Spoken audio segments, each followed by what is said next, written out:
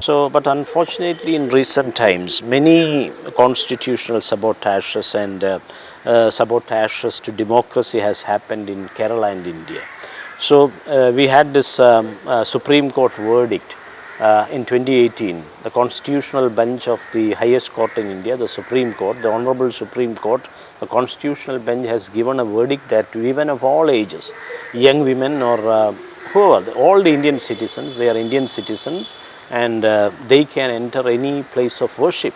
If a worshipping place can be defined as a public space, young women can enter that. So that was a verdict in favor of gender justice, which is a constitutional principle, in favor of social justice and gender justice. But unfortunately, we could not achieve. We couldn't achieve because the so-called educated women, the elite women who are educated, who are professionals, professors and lawyers and so-called doctors and engineers and so on and so forth, they went out in public saying that we are untouchables by birth because we are having the menstruation, we are teendaries, we are untouchables by birth, and we don't want to enter into public spaces. If you enter that public space called that Shabarimala shrine, the god's celibacy will be affected.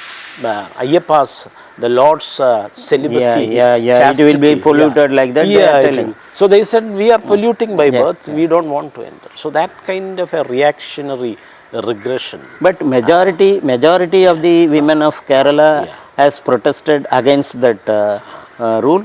Not exactly. Majority means the visible majority. Those who have the voice and agency, the elite women, mostly it was led by the NSS and the RSS. The caste Hindu women were leading, but even some untouchable women, the Avarna women were also there because they were co-opted at the level of religion. It was all legitimized as a religion and the sacred nature of the shrine and this celibacy or chastity. A very strange word to use, patriarchal words to use. The chastity and the celibacy which is often ascribed to women, that was associated with the deity there, and at that level, that sacrosanct level, they said that we don't want to enter. But the left parties have done some Vanita Parani like that? They have done something, but in the overwhelming this religious kind of fervor, this is called Vishwasi Lehala, the believers kind of struggle, or the Tindari Lehala, because women were saying that we are untouchables, we are Tindaris. It's also called a Nama Japa Khoshayata. A religious fervor was created by the RSS and NSS, and they also passed the EWS. For the first time in India, in Indian history, against the constitution, the social justice paradigm of social representation, the salvation is for social inclusion and political kind of representation. It's not given for economic weakness or something like that. And by claiming that anti-constitutional logic, they have passed the EWS in the pressure tactics of this particular Shudra Lehala or Tindari Lehala. So this is the sabotage that happened in recent times, but nobody is speaking about that. And the Indian constitution was abolished through that, suspended, and they passed this thing. In Devaswam Board of Kerala, where 85% was filled with a particular caste Hindu group. A particular caste Hindu social section was already overrepresented, and they were given further reservation. Reservation is for representation. Even after that EWS. EWS was passed in Kerala, and they also challenged, through the left it was done, they also challenged the central regime, the union regime. We have done it in Kerala. Do you have the guts to do it at the center? And Modi and Shah, they passed this as a poll tactics only in 2019. Just 3 months after it was passed in here. In 2018 winter, in November it was done here in Kerala, and only in 2019 January it was done at the center. So this kind of sabotages of democracy, the representation system, and the constitutional values of social justice and gender justice, all these things are being undermined today. What is your opinion on this kind of reaction? It reminds me the Ambedkar's famous wordings. Karpi, Vonduser, Purashisai. Educate, organize, and agitate. In that, the first part of the Gosham, we have to do that. Karpi, we have to educate them. That's all what to do. We have to educate the educated.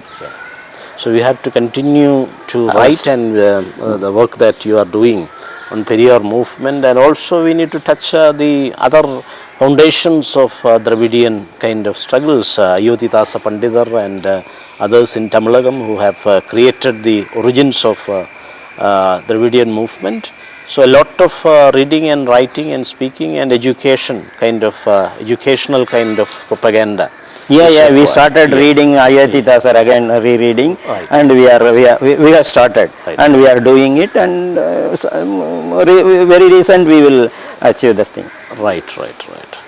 Through this kind of backlashes and reactionary kind of things, the nationalist agendas are being brought back into the mainstream, and the Hinduization or hegemonization of the people, especially the Avarna sections, are being co-opted as Hindus, and also through the 1936 temple entry declaration in Kerala.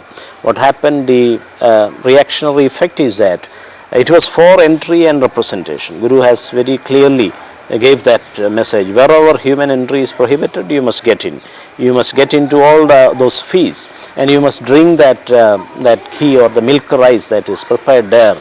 It was a metaphor for political representation and political power that the Guru gave. But unfortunately, the Travancore regime and the kind of nationalist consensus of the Congress and the nationalist forces, it has co-opted the people and rendered them Hindu in order to make the caste Hindus not becoming a minority, and in order to save their number, and also create this pseudo-majoritarian Hindutva project. So this kind of what you call very reactionary kind of movements, Hinduization, done in the name of nationalization and Gandhism and all. Are you critical of these kind of projects? Your opinion? Yeah, actually in Tamil Nadu, in the context of Tamil Nadu only, I can able to say something. Definitely. I didn't know about Kerala situation and all. Okay. No, actually the Hindutva thing, we can able to stop it in the political context only. In the social context, we have to work more. In the grassroots level, they have started the work. But we are lagging behind. The Dravidian movement is somewhat lagging behind. But now, after MK Stalin gets the power, he started approaching the youngsters, and we have conducted so many seminars and so many meetings with youngsters. We are doing it for the past 2 years. I think we will win this struggle, and we have started working on it, and getting the youngsters into the Dravidian fold. So it's a socio-cultural struggle as well, especially in Tamil film and other cultural kind of industry. This kind of change is already visible. The films of social justice. Paranji film. That Mari Selvaraj film. They made all the tremendous changes. So there is hope, at least in the South Indian solidarity, in the Dravidian kind of cultural. There is a ray of hope. In the cine field as well as in social scenario. So you are still working on Periyor, and you are working on the pre-Vaikom days of Periyor now. Can you elaborate on your current? Actually the Periyor's first journal was published. He started publishing only in the year 1925. Before that, he worked a lot and worked for.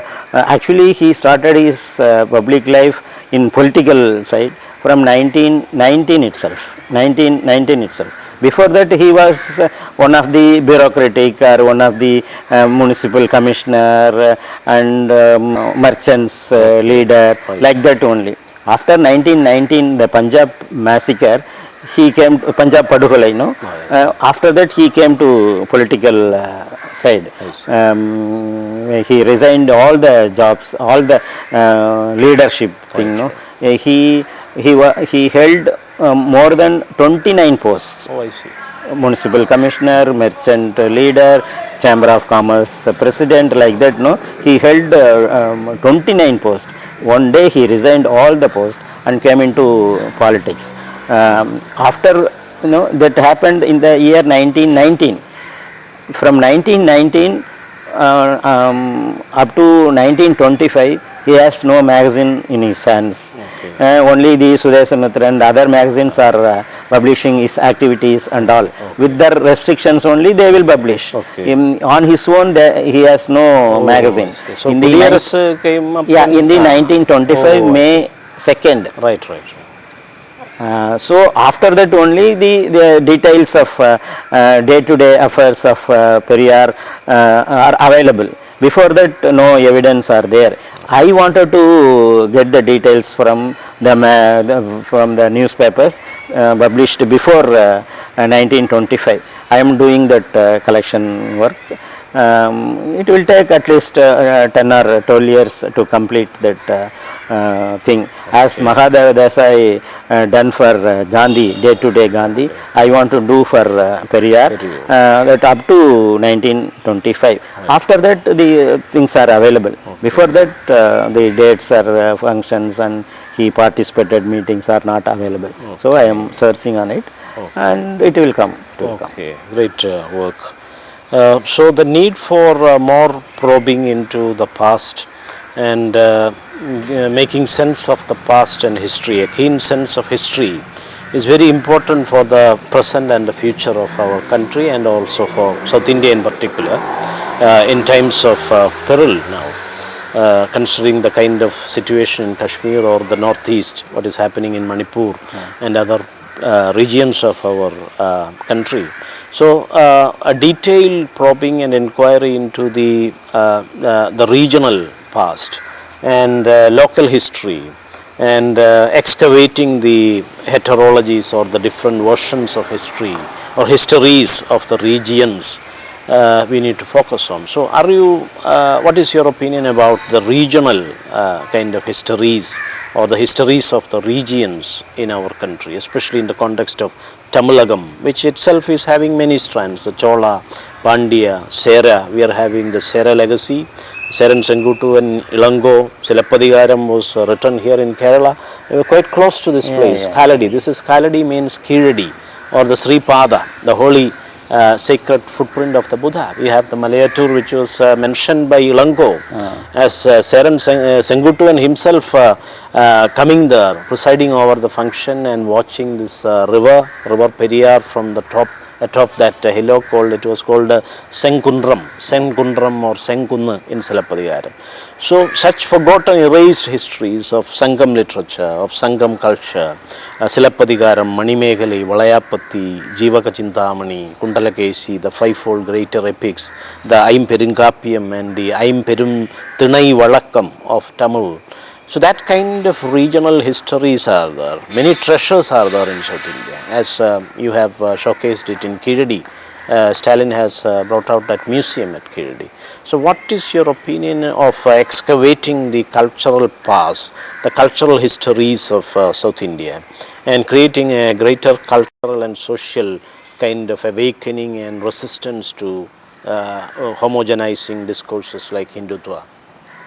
Actually, the excavating the history and rediscovering the history makes one person so strong in his history and strong in his opinions. For that, the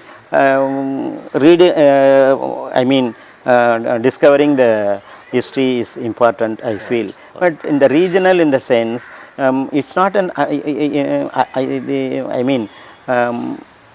It's not an adverse thing. No, it's actually a very fundamental and very important part of history. The regional, the word I don't like it actually. What is regional? We only made this national. All regional parties made one national. No? Right. So regional is the fundamental thing. No? And this national is the as Periyor told, it's a karpidam. It's a karpidam. This only the where we lived is in this thing. No, these are all karpidam. So it's important for one தேசிய இனத்தோட வாழ்க்கைக்கு சரியான வாழ்க்கைக்கு அதனுடைய வரலாறு, அதனுடைய பண்பாடு, அதனுடைய அரசியல் வரலாறு அதுக்கு வந்து தேவை. அது வந்து இப்போது இந்த திராவிட இயக்கம் இந்த இடத்த பிடிக்கிறதுக்கு வந்து அதனுடைய சங்க இலக்கியங்களினுடைய பதிப்புகள் தான் பயன்பட்டுச்சு. சங்கம் பதிப்பெல்லாம் சாமிநாத ஐயர் கொண்டு வந்தார். அதுதான் வந்து இந்த திராவிட இயக்கத்தினுடைய கல்ச்சுரல் பலத்துக்கு, ஸ்ட்ரென்த்துக்கு வந்து அது வந்து பயன்பட்டுச்சு. அந்த திராவிட இயக்கங்களுடைய வெற்றிக்கு வந்து இந்த சங்க இலக்கியங்களுடைய மறு கண்டுபிடிப்பு தான் பயன்பட்டுச்சு. சங்க இலக்கியங்களை பதிப்பிக்கலை அப்படின்னு சொன்னால் திராவிட இயக்கங்கள் வெற்றியே பெற்றிருக்க முடியாது. அப்போ இந்த வரலாறுகள்லாம் நாம் வந்து கண்டுபிடிக்கும்போது, இந்த வரலாறுகளை கண்டுபிடிச்சி அதை வந்து நாம் வந்து பரப்பும்போது இந்த ஒவ்வொரு இனமும் தேசிய இனங்கள் எல்லாமே வந்து இன்னும் பலப்பட்டு அதற்குரிய அரசியலை கண்டுபிடிச்சி அந்த அரசியலில் வெற்றி பெறத்துக்கு பயன்படும்னு நான் நினைக்கிறேன்.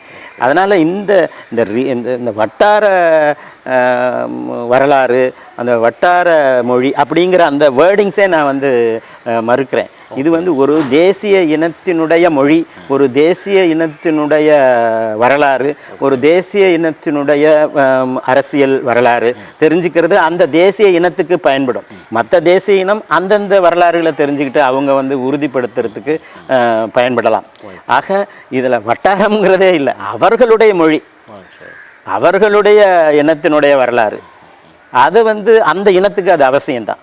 அதனால் அந்த குறைத்து மதிப்பிடுதல் போல ஒரு தொனி வந்து இந்த ரீஜனல்ங்கிற வார்த்தையை பயன்படுத்தும் போது எனக்கு தோணுது. அப்படி கருத வேண்டாம்னு எனக்கு தோணுது. During the Vaikom struggle, Sahodaran Ayyappan, the lead disciple of Narayanaguru, he was involved in the Vaikom struggle, but he met with many bans and other official restrictions, so he couldn't deliver his speeches there. But during and after the Vaikom struggle, we find a kind of very close fraternity developing between Periyor, Thandai Periyor and Sahodaran Ayyappan from Kerala. They have collaborated in many meetings.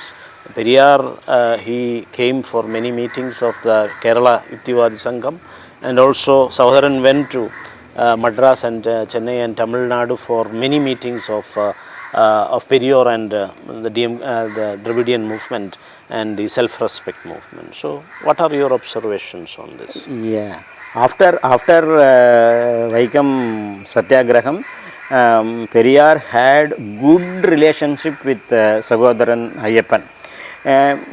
As you said, Periyor invited Sahodaran Ayyappan to Erode and Chennai. In Erode there was a big function in which Sahodaran Ayyappan was invited. He participated. When Nagamayar, Periyor's first wife, expired, he opened a picture of Nagamayar. For that function, he invited Sahodaran Ayyappan.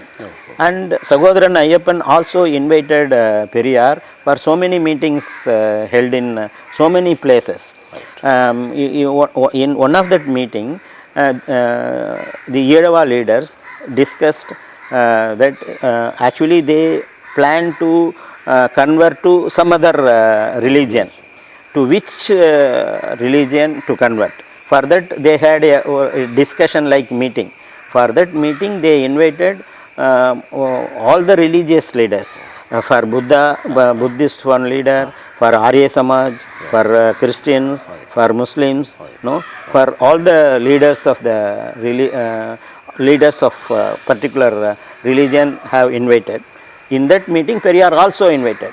In that meeting Periyor told, you have decided to convert, okay, I appreciate it, but don't go to Brahma Samaj.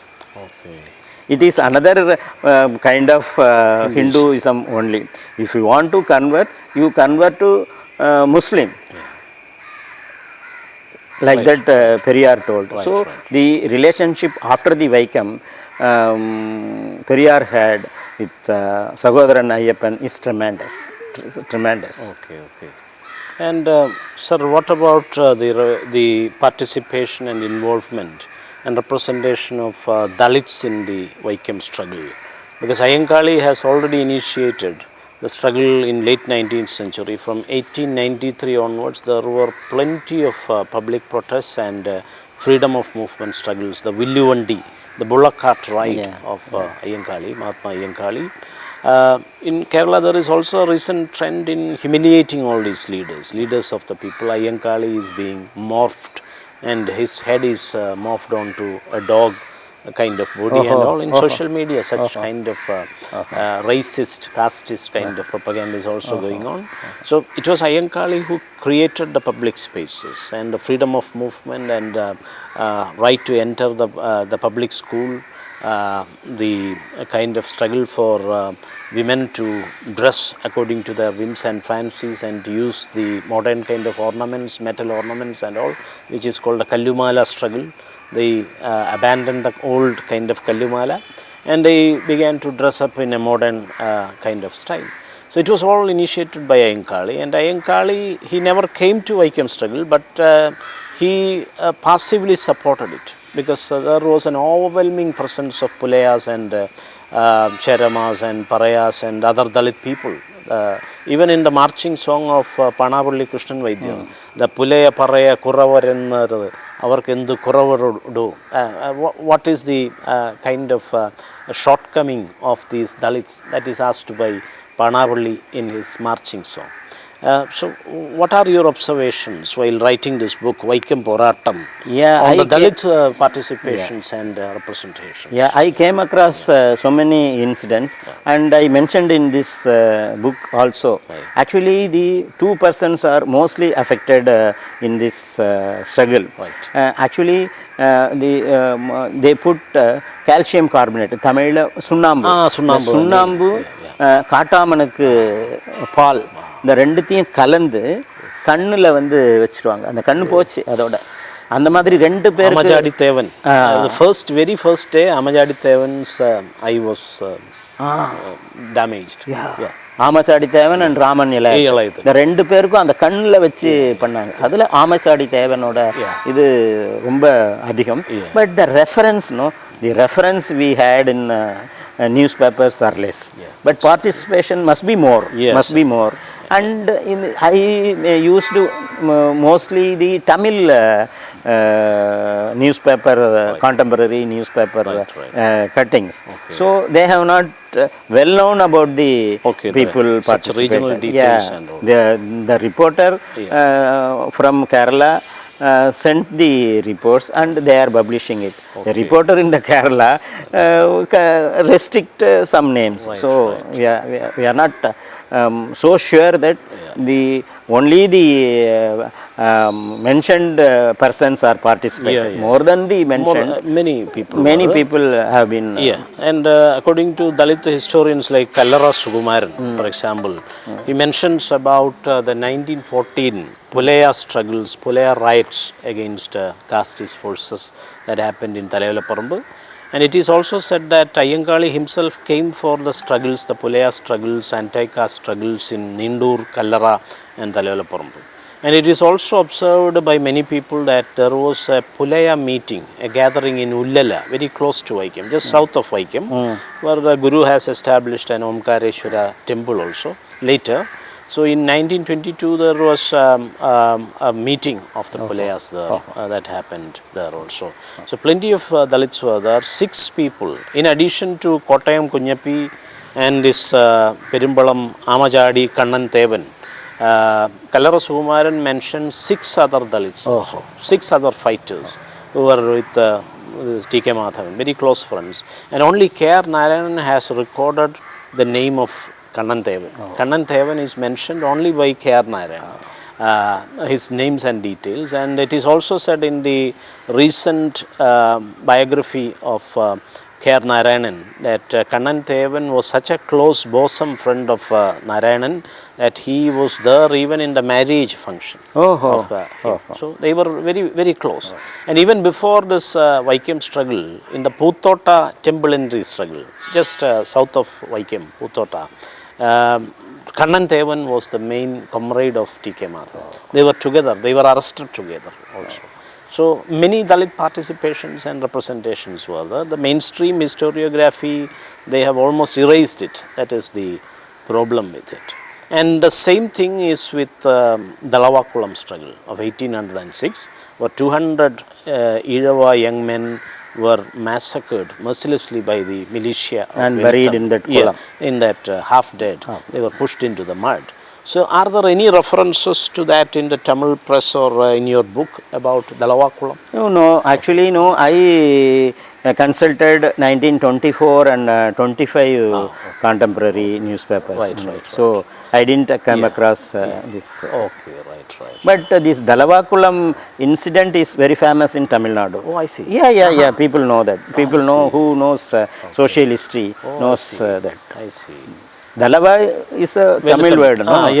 We use. Oh, I see. Kulam is also a Tamil word. Kulam is of course a Tamil word. So we know that. I see. We know that in Tirunelveli region in Tamil Nadu, still there were so many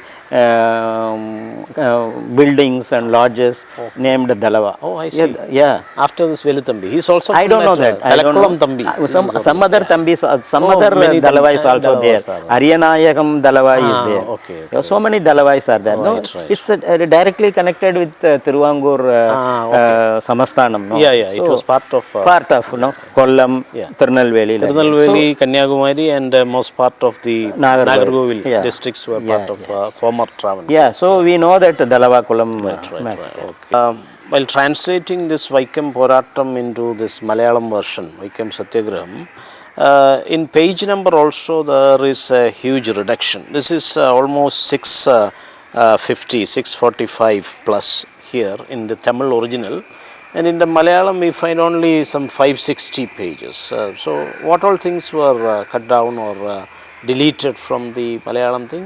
Here it is only 568 pages here in the Malayalam. Almost 100 pages are reduced in the translation. So what things were eliminated or deleted from the translation? I am not actually personally I have not checked. Right. I asked my one of my friends who knew Malayalam and Tamil, asked the translator to check.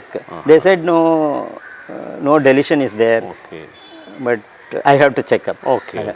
So perhaps in the new editions you may add those missing things, and also you can think of working more on the other issues that are missing in the book and all. So we hope a more comprehensive new edition may appear for this book, and we wish you all the best for that. Thank you, sir. Thank you very much. Vanakkam.